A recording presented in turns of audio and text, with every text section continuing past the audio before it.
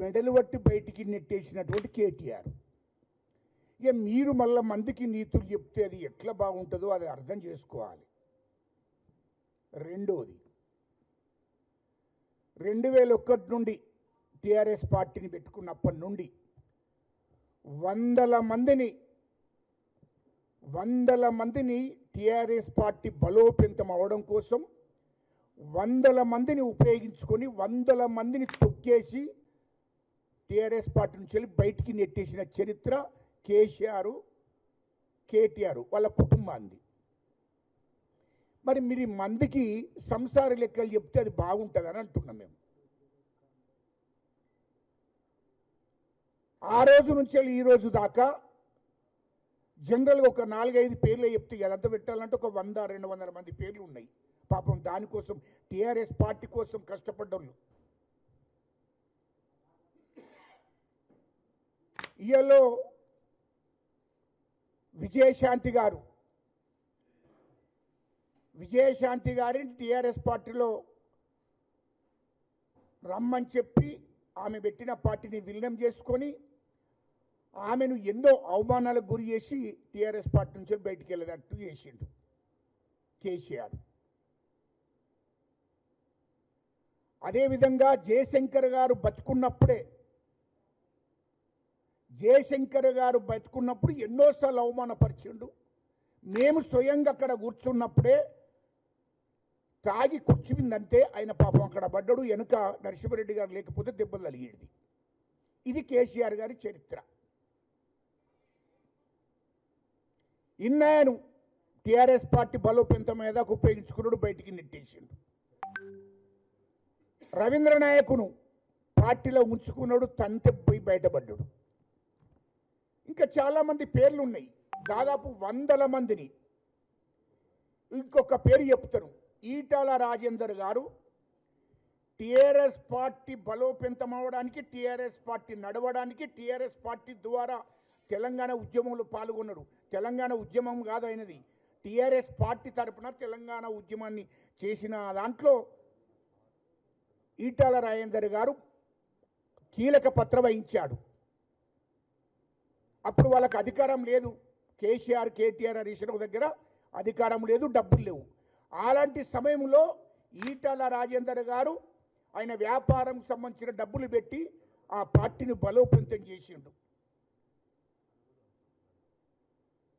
ఆ పార్టీ తరపున నిలబడ్డాడు, గెలిచిండు. సీనియర్ నాయకుడు, మంత్రిగా ఉన్నాడు.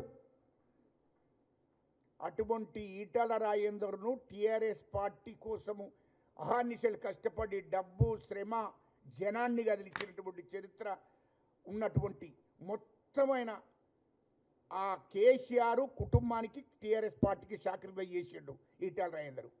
అటువంటిని పట్టపగలు టీఆర్ఎస్ పార్టీ నుంచి బయటికి నెట్టేసి కేసులు పెట్టి రోడ్డు మీద వేసి బదనాం చేసి ఆయన రాజకీయాల్లో ఉండకుండా ఒక సందర్భంలో చేసినటువంటి చరిత్ర కేసీఆర్, కేటీఆర్ కుటుంబాన్ని. ఇక మళ్ళీ మీరు చెప్తున్నారు అవే బయట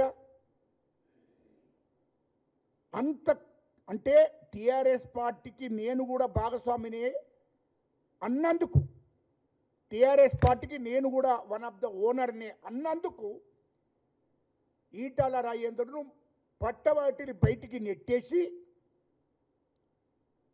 కేసులు పెట్టి బయటికి నెట్టేసాడు. ఆయనకు ఒక చరిత్ర ఉండే, చరిత్రహీనుడిగా చేసి బయటికి పంపించారు. మరి ఇవన్నీ గుర్తుకత్తలేరా కేసీఆర్ గారికి, కేటీఆర్ గారికి? గుర్తుకు చేస్తున్నా, నేను గుర్తుకు చేస్తున్నా మీరు ఏం చేసినాడు. దళితుల్ని సీఎంని చేస్తానన్నాడు తెలంగాణ రాకముందు.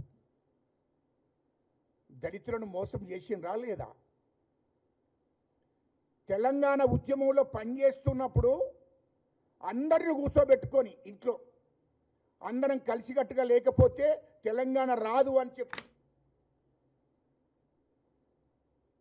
మొత్తం Kakatiya university, Osmania university, Telugu university, అన్ని యూనివర్సిటీల ప్రొఫెసర్ అందరినీ నేను కూర్చోబెడితే మా ఇంటికి వచ్చినప్పుడు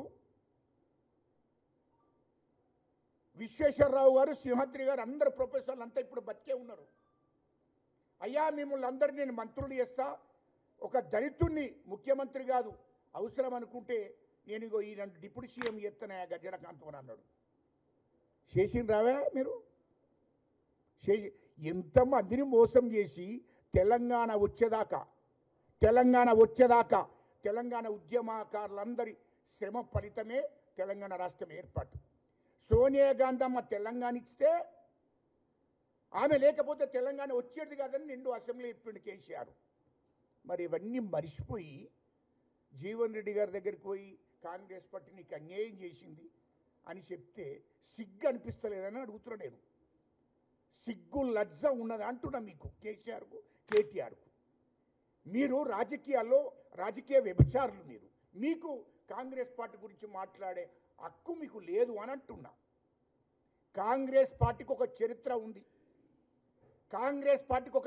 ఉంది. ఈ దేశంలో ఎస్సీలను, ఎస్టీలను, ఆదివాసీలను రాజకీయాలు